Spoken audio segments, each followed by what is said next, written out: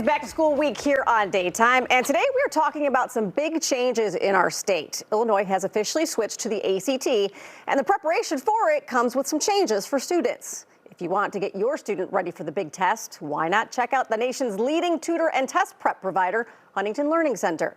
I spoke with Ben Fiedor, the owner of the Schaumburg location, to learn more.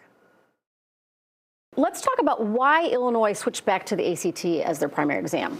So Illinois has to be giving something in the schools in order to have the readiness assessment. And so they were looking at whether they should continue with the SAT or maybe switch to something else. They did consultation with educators, parents, and colleges, looking at what was the best option, looking at things like price point as well. But one of the big factors on the ACT was that there is a science section. So that actually is really nice for students because they don't have to take a separate science assessment. Now it's part of that ACT. So that's going to be nice for students going forward. They were looking at this every 3 years. And when the SAT's contract ran out, they took a look at their options and decided at this point to go with the ACT, and this now is actually going to be established through the end of the 2029-2030 school year, so about 6 years now. Okay, so good thing for parents to know. So that's what your kids have to prepare for at the end of high school junior year. How do you guys help students get ready for the ACT? There's a lot to it, right? Yeah. The ACT is it's a very time-sensitive test.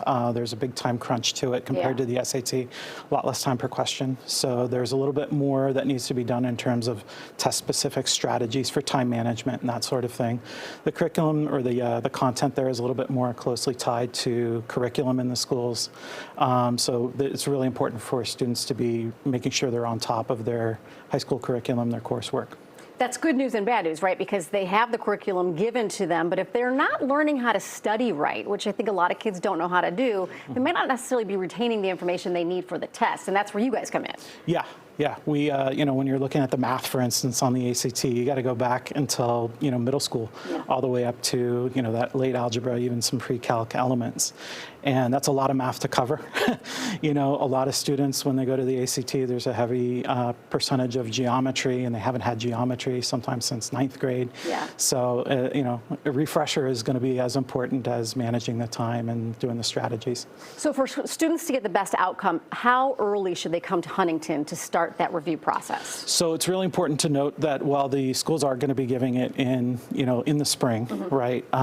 It's not the only time to take the ACT. It's given around the year. Oh. So you can go to the ACT website and sign up for tests, and you can kind of set your own timeline there. But you want to try to make sure you got a good score pretty far ahead of when you're starting to, now start looking at your applications and your essays, which, by the way, we can help you with as well. Yeah, and you have to realize, too, if there were subjects that previously that you struggled in, you need to polish those up kind of quickly.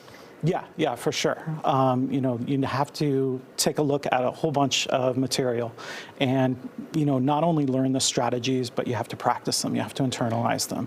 Time management, especially on something like the reading or the science portion of this test, it's a lot to manage. You really have to approach it differently sometimes than you do when you're studying, and that can be an adjustment for students. So looking at this, 2, even 3 months ahead of when you're planning to take the test is a really good idea. And then you said you guys can help with application processes too. What do you guys do with that? Well, it's going to be somewhat specific to the center and who they have that's there. It's not necessarily something that we have like any kind of prepackaged element for. But I've done a lot of work with a lot of students to help with their essays. I did a lot with one student in particular during the pandemic when everything was shut down and she couldn't get a score and her GPA was kind of middling. She was like, "What do I do?" We wrote, we sat down and we looked together at about like 17 different essays for all these applications, some of which had 3 essays to write. And she wrote some really great essays. She wound up getting the school she wanted with like a $95,000 scholarship. So you can do a lot of good work with a good essay. Yeah, that is amazing. And we're talking about, kind of not knowing where you are, because we're talking about high school specific right now, but you guys help kids all the way through the early grades of middle school, or elementary school, excuse me. Yeah, kindergarten, even pre-K, all the way up to high school, college. college. I've even helped students with their medical exams. Wow. So yeah, we really are full service. You know, I've got a lot of kids right now working on their phonics, their ABCs, their handwriting, and those tough middle school years where kids are really starting to have to learn how to be independent, do homework on their own, write essays for the first time of any real, you know, quality.